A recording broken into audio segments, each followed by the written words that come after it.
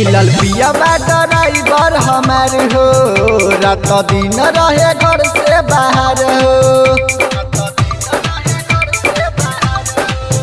मिलल पिया ड्राइवर हमार हो, रात दिन रहे घर से बाहर हो।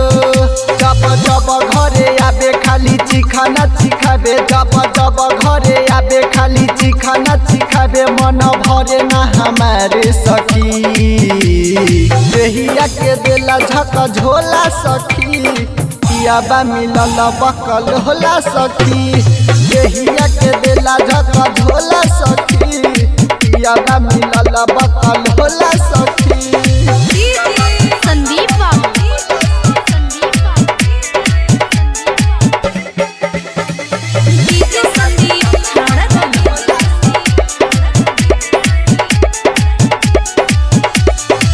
आवेला लेके उतर दारू आराम हो, करी देला हमारा के बेदम हो।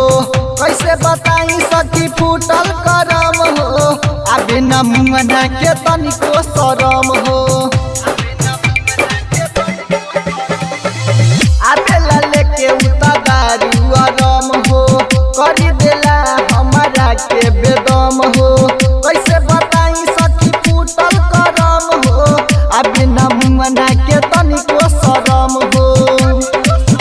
सोची करी हम माना उत देला खाली ताना, सोची करी हम माना उत देला खाली ताना। हर बात पे उ बोले सखी, देहिया के देला झक झोला सखी।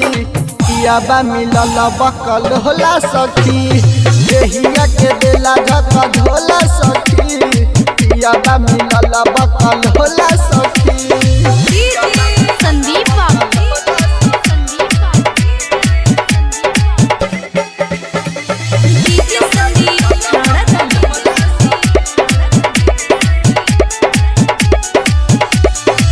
एकरा से निक रहे नैहर के यार हो, कैले रहल त हमरे से प्यार हो। चढ़ल जवानी के न कैले बेकार हो, माजा मारत रहे उ त बारे बारे हो।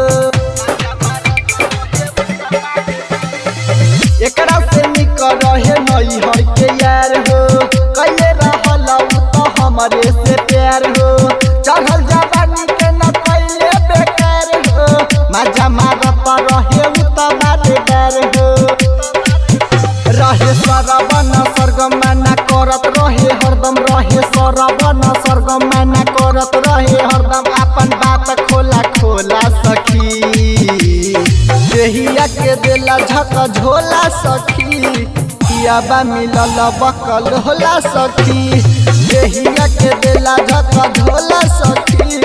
पियाबा मिलल बकल होला सखी।